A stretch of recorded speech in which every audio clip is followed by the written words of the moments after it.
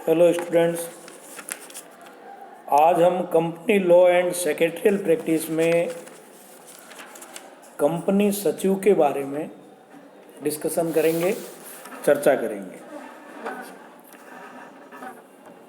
Company विधान द्वारा निर्मित एक कृत्रिम व्यक्ति मानी जाती है। उसे व्यक्ति के समान सभी अनुबंधात्मक अधिकार प्राप्त होते हैं। चूँकि कंपनी का कोई भौतिक स्वरूप नहीं होता है, वह स्वयं कुछ नहीं कर सकती। उसके कार्य संचालन हेतु कुछ व्यक्तियों का सहयोग लिया जाता है।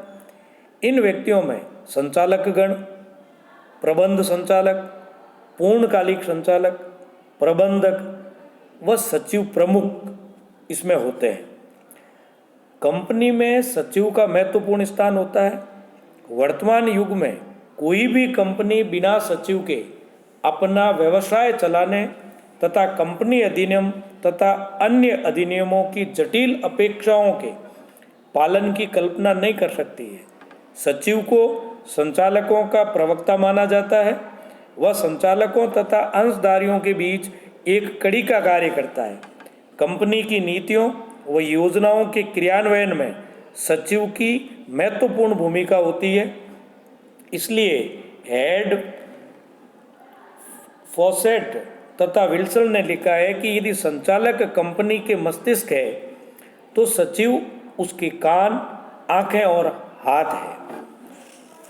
अब इसमें कुछ परिभाषाएं भी दी गई है कंपनी की, इसका अर्थ समझने का प्रयास करेंगे। सचिव शब्द का उपयोग प्राचीन समय से होता आया है। इसके बारे में भी बताया गया है कि ये लैटिन भाषा के सेक्रेटरियस शब्द से लिया गया है, जिसका अर्थ होता है नोटरी या लिपिक। ये भी माना जाता है कि सेक्रेटरी शब्द सीक्रेट से लिया गया है, जिसका आशय है काम को कुछ गोपनीयता और गुप्तता।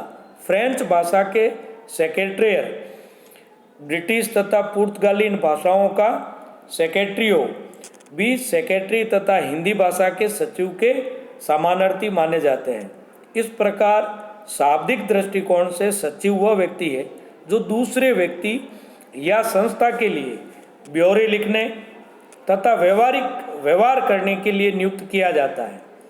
उसके काम में गोपनीयता होती है। इस प्रकार कंपनी में लिपिकीय तथा गोपनीयता वाले कार्य करने वाला व्यक्ति कंपनी का सचिव माना जाता है।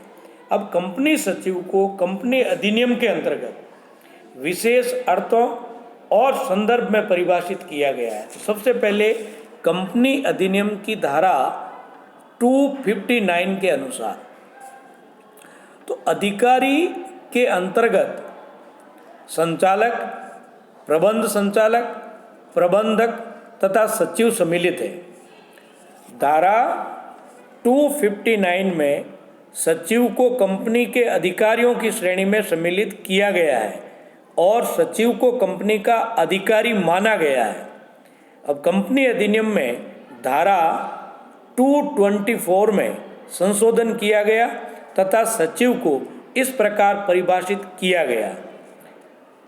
वो इस प्रकार है: सचिव का आशय किसी ऐसे व्यक्ति से है जो कंपनी सचिव अधिनियम 1980 की धारा 21C के अर्थों में आता है तथा इसमें कोई ऐसा व्यक्ति भी सम्मिलित है जो निर्धारित योग्यता रखता हो तथा जिसे ऐसे कर्तव्यों के निष्पादन हेतु नियुक्त किया जाता है जो इस अधिनियम के अंतर्गत एक सचिव द्वारा निष्पादित किए जा सकते हैं तथा लिपिकीय अथवा प्रशासकीय कर्तव्यों को निष्पादित करने के लिए नियुक्त किया जाता है।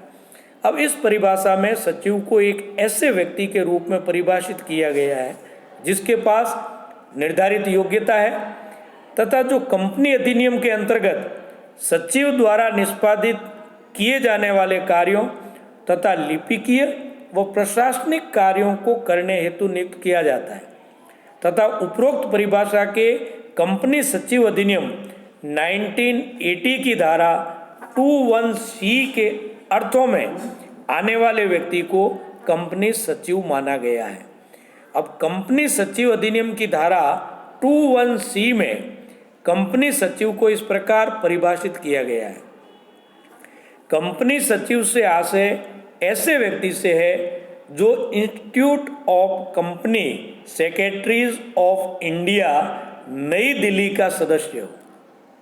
कंपनी अधिनियम की विभिन्न धाराओं में दी गई परिभाषाओं के आधार पर निष्कर्ष रूप में कहा जा सकता है कि कंपनी सचिव से आशय एक ऐसे व्यक्ति से है जो institute of company secretaries of India का सदस्य है तथा निर्धारित योग्यताएं रखता है और जिसे कंपनी अधिनियम के अंतर्गत सचिव के निर्धारित कार्यों के निष्पादन हेतु तथा लिपिकीय अथवा प्रशासकीय कार्यों को करने के लिए नियुक्त किया गया है।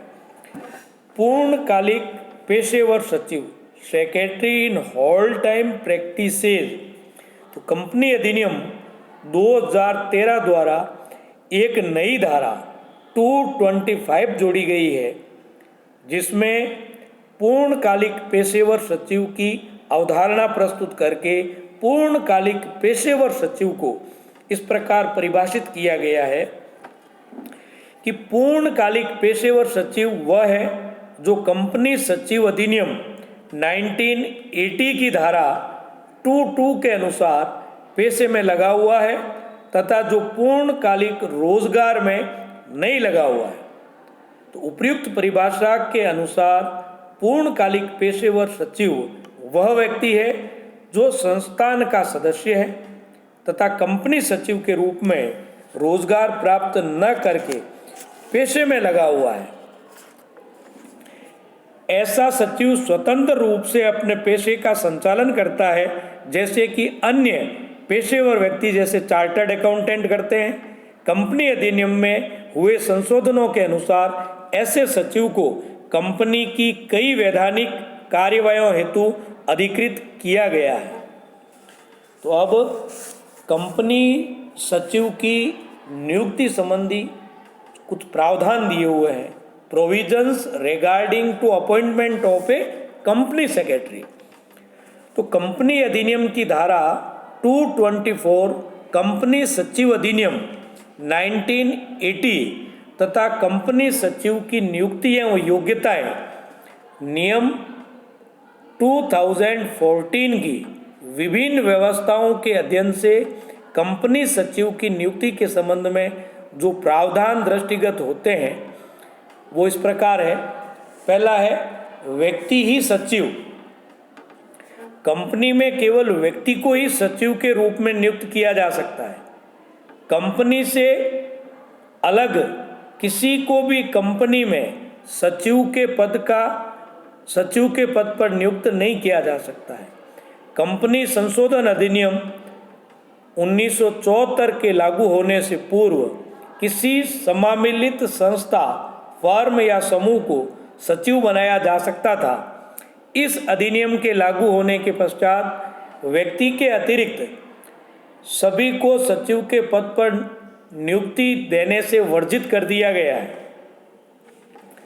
अब वर्तमान में जारी नियम जो है उसमें 8A के अनुसार 5 करोड़ रुपए या अधिक चुकता अंश पूंजी वाली कंपनी को पूर्णकालिक सचिव की नियुक्ति करनी अनिवार्य है। दूसरा है निर्धारित योग्यता। कंपनी सचिव के पद पर केवल उन्हीं व्यक्तियों की नियुक्ति की जा सकती है जो निर्धारित योग्यताएं रखते हो। कंपनी सचिव की योग्यताओं के संबंध में कंपनी सचिव की नियुक्ति एवं योग्यताएं नियम 1988 बनाए गए हैं। इन नियमों के अनुसार निर्धारित योग्यता रखने वाले व्यक्तियों को ही कंपनी में सचिव के पद पर नियुक्त किया जा सकता है।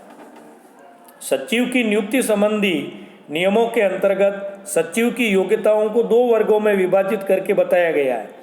जो पहला वर्ग है उसमें वे कंपनियां सम्मिलित है जिनकी चुकता अंश पूंजी केंद्रीय सरकार द्वारा निर्धारित राशि के बराबर या उससे अधिक है, और दूसरा वर्ग वो है उन कंपनियों को सम्मिलित किया गया है जिनकी चुकता पूंजी निर्धारित राशि से कम है।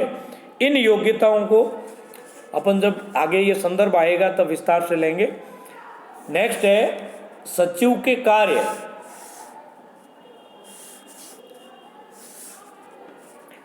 नियुक्त किए गए कंपनी सचिव को कंपनी अधिनियम में एक कंपनी सचिव के लिए निर्धारित किए गए सभी कार्य करने पड़ते हैं। इनके अतिरिक्त उन्हें कुछ लिपिकीय एवं प्रशासकीय प्रकृति के कार्य भी करने पड़ते हैं। नेक्स्ट है पूर्णकालिक सचिव।